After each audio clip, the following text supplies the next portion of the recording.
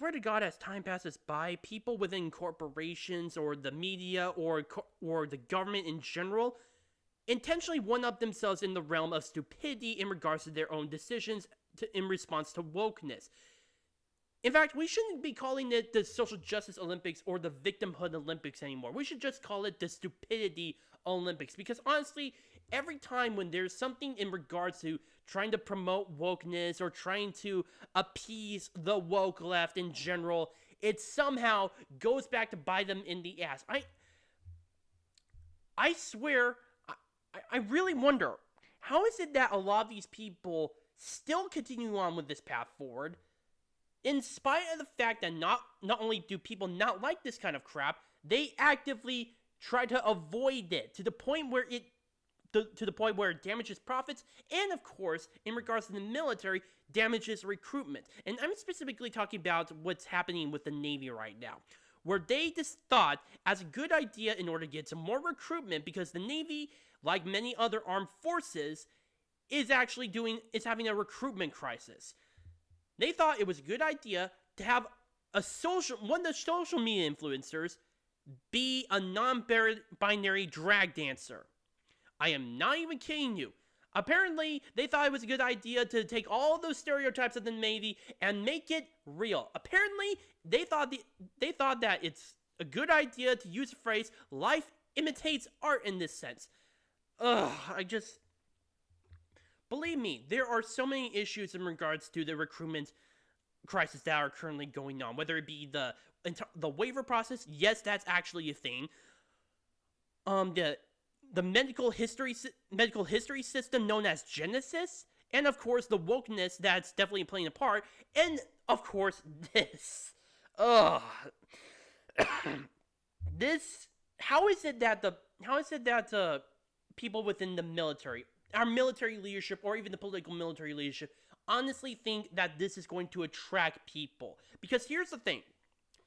The military overall is heavily conservative. Like a majority conservative.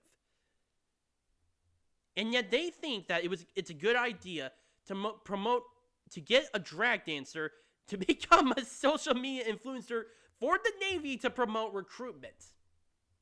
Have they not heard of Disney failing? Have they not heard of all this ESG crap that's been going on, which is contributing to many financial failures? Then again, these people do not really care, and it's just a means to an end to further divide people. But seriously, if it's the Navy is trying to gain recruitment, it's not going to do anything. And even if somehow that they manage to get all the people who are non-binary or just drag queens into the military, first of all, how is that going to help? Because, well, drag queens being a drag queen is not necessarily a good use in terms of trying to wage a war. And two, is there really enough of those people in order to help with replacements?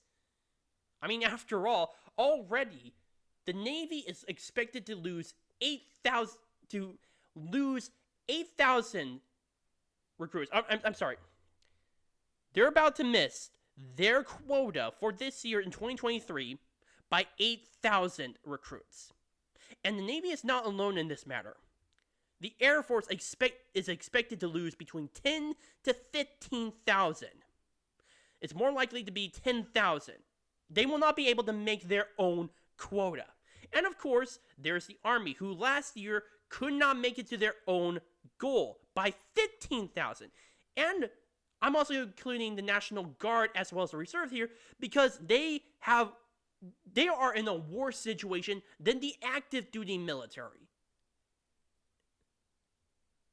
The only armed branch, and I don't know about the Coast Guard yet, but I would not be surprised if they have issues of their own, but the only branch that so far has been making their quota is the U.S. Space Force. And many of those recruits, their numbers, come from transfers from the U.S. Air Force. I wish I was joking about this. You can say that it's due to issues of safety and and concerns about training whatsoever. You do not think about safety when you're when when you're joining the military. But even then, whether it's in, you can say it's safety, you can say it's lack of patriotism, you can say a lot of this stuff. But the problem is that, or well, one of the problems that is causing the military to be in this crisis right now is promoting politics, is promoting woke agenda, and this is not helping. Many armed forces many branches within our armed forces have been doing that, and they have been failing. They have done absolutely nothing to help in regards to gain more new recruits. And considering the fact that already only 20% of people who are eligible to join, 23% of people between the ages of 18 and 24 are eligible to join. And only 9% of that group, or at least 9%, are willing to think about joining the military. You cannot make this crap up. You really cannot. And honestly, with the trajectory of what's been going on with our military leadership as well as our political leadership, I do not see this trend dying out anytime soon.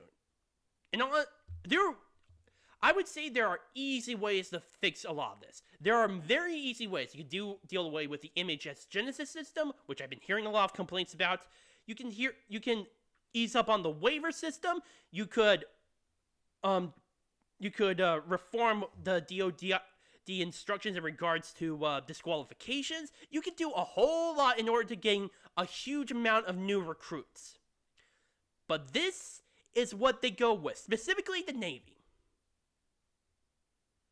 Yeah, I don't see anything getting better. And I'm pretty sure the Army warned the Navy about this, especially when they showed that kid and her two moms. Yeah, I don't see this improving whatsoever for the United States Armed Forces. And that's kind of scary if you think about it, because that leaves us more in a vulnerable position, especially in regards to our foreign enemies such as China. I should also include a little bit of Russia at this moment, but let's be honest, that's more of Biden's enemy, not really of Americans. And considering how badly they're doing with Ukraine, well, that speaks for itself. But yeah, this does not bode well for the U.S. Armed Forces. It shows that the military readiness is lacking. Our military leadership is not doing anything about it, not making any real true blue solutions in regards to this problem, which makes us more vulnerable and a laughing stock to both of our allies as well as our enemies. I hope someone actually comes in and says this is stupid and changes something, so like what I just mentioned before as possible solutions, and maybe, just maybe, that could get the recruiting crisis back under control, and maybe the reputation of the armed forces would be restored. But I do not see that under Biden. I do not see that under Milley. I do not see this, especially with the woke agenda advertisement that the military is pulling out. In my opinion, this is obviously the Navy's Dylan Mulvaney moment. I truly 100% believe that. And with recruiting levels dropping, that only further supports my belief. And I'm pretty sure it'll take a long time before the military in general, not just Navy, notices this.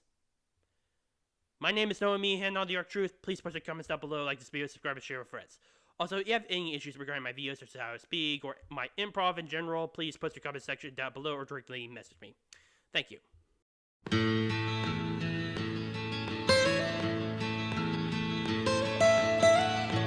Almost heaven.